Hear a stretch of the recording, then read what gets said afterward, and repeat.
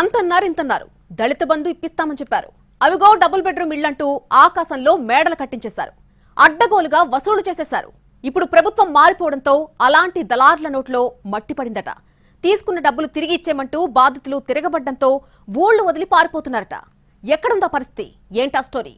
ఉమ్మడి ఆదిలాబాద్ జిల్లాలో దళిత బంధు వసూలు రాజాలకు ఇప్పుడు కొత్త భయం పట్టుకుందట. ఇన్నాళ్లు అంతా తామేనంటూ అదిరిచ్చుకొని బెదిరించుకొని పబ్బం గడుపుకున్న వాళ్లకు ఇప్పుడు ఎవరొచ్చి ఇంటి మీద పడతారో, ఎట్నుంచి వచ్చి తంతారోనని భయపడుతున్నారట.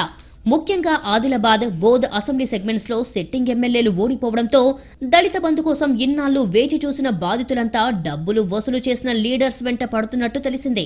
ఈ రెండు నియోజకవర్గాల్లో పదుల సంఖ్యలో బీఆర్ఎస్ గ్రామస్థాయి లీడర్లు వివిధ పథకాల పేరు చెప్పి జనం దగ్గర డబ్బులు వసూలు చేశారట. ఇన్నాళ్లు తమ ప్రభుత్వమే అధికారంలో ఉండటంతో అడిగినప్పుడల్లా అదిగో ఇదిగోనంటూ కాలం వెళ్లబుచ్చారు.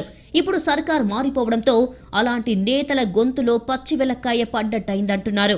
భీంపూర్ మండలంలో కొంతమంది బీఆర్ఎస్ లీడర్లు పెద్దోళ్ల పేర్లు చెప్పి దళిత బంధు ఇప్పిస్తామంటూ ఒక్కో యూనిట్కు 2 లక్షల చొప్పున వసూలు చేశారట.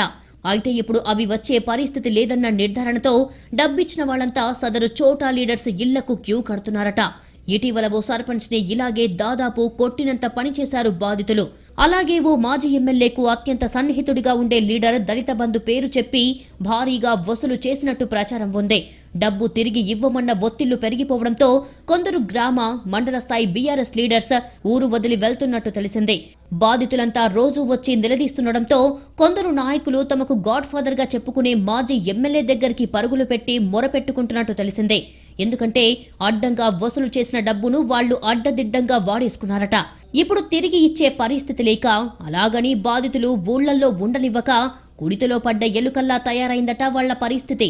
కొంతమంది మాత్రం తీసుకున్న 2 లక్షల్లో ఒక్కొక్కరికి 50,000 చొప్పున ఇచ్చి మిగతావి తర్వాత ఇచ్చేస్తామంటూ బాండ్ పేపర్లు రాసిస్తున్నట్టు తెలిసింది. ఇంకొంతమంది అసలు ఇవ్వం, ఏం చేసుకుంటారో చేసుకోండి అనడంతో వాళ్ల మీద పోలీసులకు ఫిర్యాదు చేసేందుకు సిద్ధమవుతున్నారట బాధితులు. ఇప్పుడు దళిత బంధు ముచ్చట తెరమీదికి రావడంతో ఇలాంటి నేతలకు గతంలో బీసీ బంధు, డబుల్ బెడ్రూమ్ ఇళ్ల కోసం ఇచ్చి ఇబ్బందులు పడుతున్న వాళ్లు కూడా ముందుకు వస్తున్నారు. ఈ దళారులంతా పథకాలు, ఇళ్లు ఇప్పిస్తామని చెప్పి ఇప్పటికీ చాలా మంది దగ్గర వసూలు చేసి దర్జాగా వాడేసుకున్నారని, ఇప్పుడు అలాంటి వాళ్ల పాపం పండిందన్న మాటలు వినిపిస్తున్నాయి 2 నియోజకవర్గాల్లో.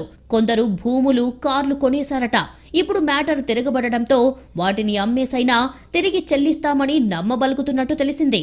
మొత్తంగా సర్కార్ మార్పుతో దళారుల చేతిలో మోసపోయిన వారికి ధైర్యం వచ్చిందని, ఏ మేరకు తిరిగిస్తారో చూడాలంటున్నారు.